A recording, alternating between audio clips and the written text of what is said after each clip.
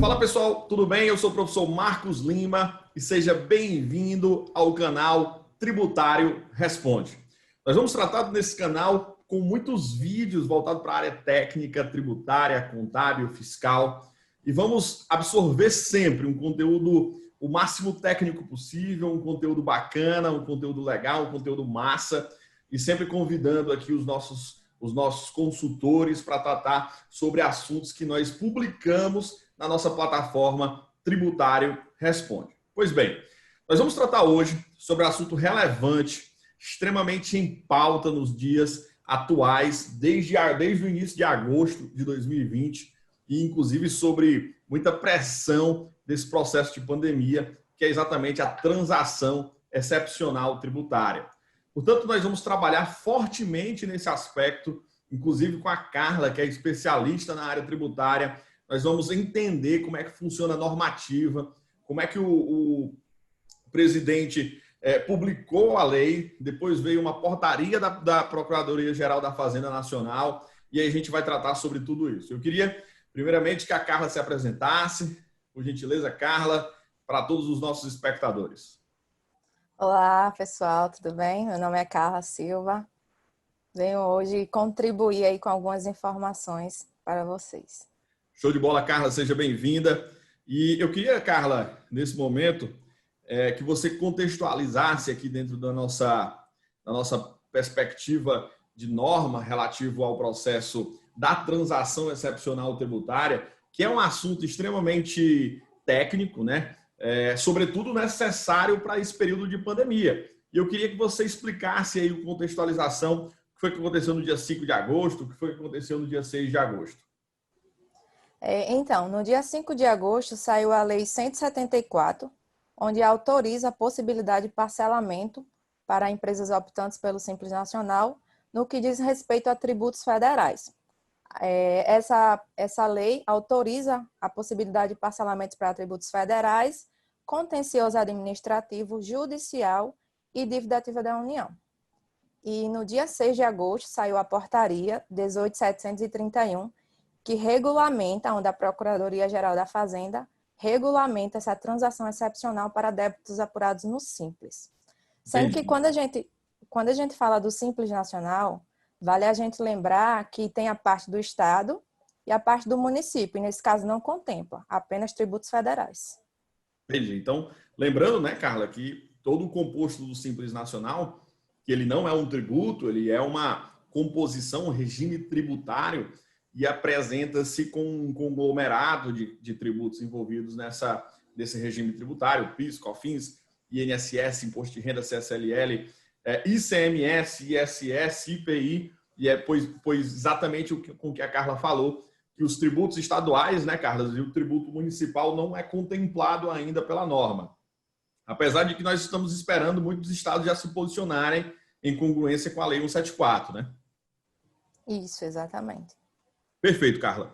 Aí você citou a lei, na verdade, não complementar, mas a Lei 174, de 5 de agosto, e a portaria 18.731, que saiu logo no dia seguinte.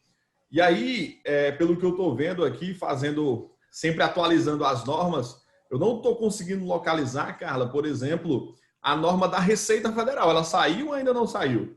Não, por enquanto ela não saiu. Só saiu essa portaria que são para tributos administrados pela dívida ativa da União. Entendi. Então, o que se espera é o que da Receita ainda saia, né? Entendi. Então, somente Procuradoria-Geral da Fazenda, né? Exatamente. Dívida ativa da União. Beleza, Carla.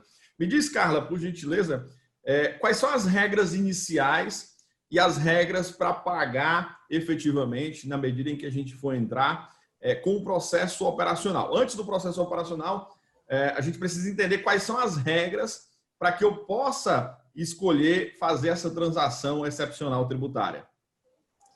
Então, o contribuinte que tiver interesse a essa modalidade de parcelamento, lembrando que essa portaria, ela traz que são para débitos apurados pelo Simples, mas que foram para contribuintes que foram afetados financeiramente pela pandemia. Então, essa é uma das regras. Contribuintes que foram afetados financeiramente pela pandemia terá essa possibilidade de parcelamento. E aí, o contribuinte deverá prestar informações cadastrais e patrimoniais no portal Regularize para poder aderir a esse parcelamento, onde ele terá que informar os impactos financeiros sofridos através desse formulário eletrônico. E nesse formulário ele terá que prestar informações como informações dos sócios, diretores e dirigentes da empresa, quantidade de empregados. No exercício de 2020 terá que constar as admissões e demissões, como também todos os contratos suspensos, de acordo com a medida provisória de 1º de abril de 2020. Ele terá que informar também a receita bruta mensal do ano de 2019, de janeiro a dezembro, e a receita bruta do ano de 2020, de janeiro até o mês anterior ao pedido de adesão. Ou seja, se ele está pedindo a adesão agora em agosto, ele terá que informar a receita bruta mensal até julho. Então, ele vai ter que provar tecnicamente que sofreu impactos da pandemia, né? Porque quando eu faço um levantamento econômico-financeiro e informo isso para a Receita Federal, sobretudo para a Procuradoria-Geral da Fazenda, para que eu comprove que, de fato, isso seja factível e eles aceitem ou não, se vão entrar ou não, tecnicamente o governo está fazendo uma ação política voltada para estas pequenas e médias empresas que sofreram muito com esse período de pandemia. Mas eu queria entender, Carla, também, em quantas parcelas, né, vai ser possível, após tudo isso ser comprovado, ser chancelado pela Procuradoria-Geral da Fazenda, quando eu apresentar os meus dados econômicos e financeiros para a Procuradoria.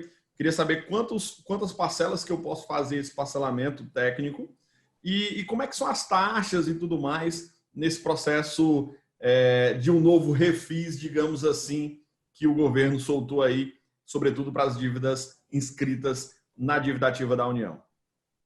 Então, ele terá a possibilidade de dar uma entrada reduzida de 4% do valor da dívida total, incluindo multas, juros e encargos legais.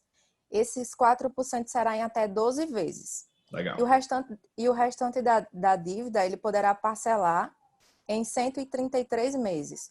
Porém, não vai ser simplesmente o restante da dívida em 133 parcelas. O valor da dívida ficará condicionado a 1% da receita bruta do mês anterior. Então, é como se fosse um novo tributo, né? Além de eu pagar os tributos convencionais, que nós já temos efetivamente que efetuar o pagamento, mas aí eu tenho que agregar mais 1% sobre a receita bruta para que eu possa quitar a dívida durante 133 meses, né?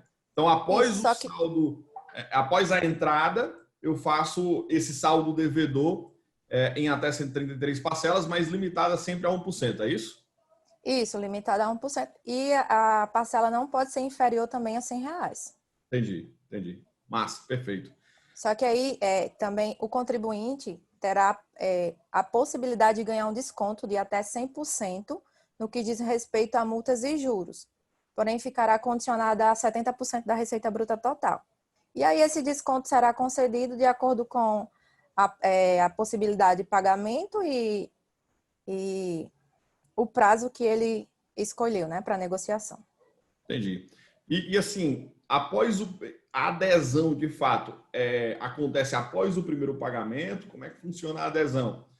Depois de fazer todo o processo, e como é que funciona lá operacionalmente falando? Depois da adesão, será efetivado a partir do pagamento da primeira parcela. Se até o vencimento estipulado o contribuinte não fizer esse pagamento, o acordo será totalmente cancelado. Entendi. E aí ele poderá fazer uma nova solicitação se tiver ainda dentro do prazo de vigência. Muito parecido, Carla, com o PERT, né, que foi o Programa de Recuperação de Créditos Tributários lá no governo Temer, onde tínhamos aí um percentual da parcela de entrada e depois parcelou em vários meses.